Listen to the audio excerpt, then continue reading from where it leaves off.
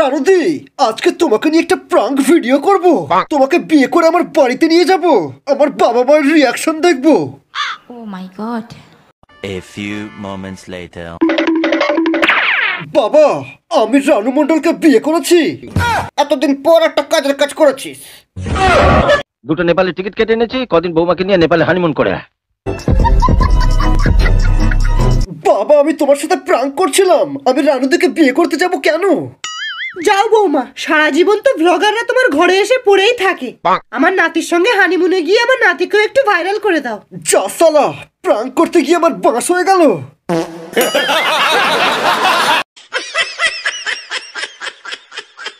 এটাই হচ্ছে সবচেয়ে দামি রাজা বিড়ি।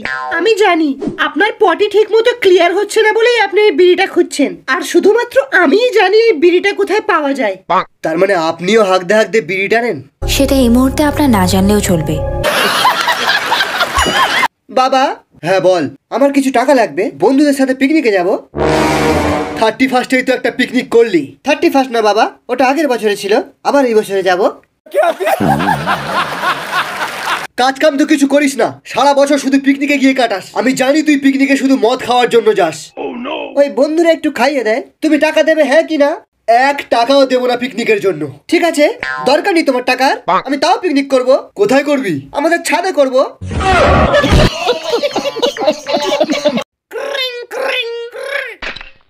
হ্যালো, পচা চক্রবর্তী। উনি তো এখন বাড়িতে নেই। আরে সালি, এটা আমার নাম রে। তোকে হ্যাপি নিউ ইয়ার বলার জন্য ফোন করেছি।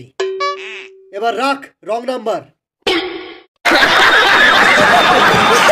কে ফোন করেছিল পূজা?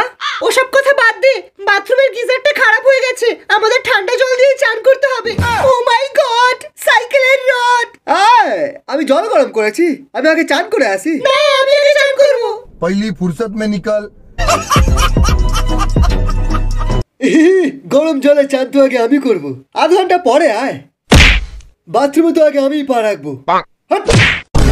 আমি আগে চান করতে যাব। হ্যাঁ, মার শালাকে। अभी मजा आएगा ना भिड़ो। जादूगर ऐसा जादू कर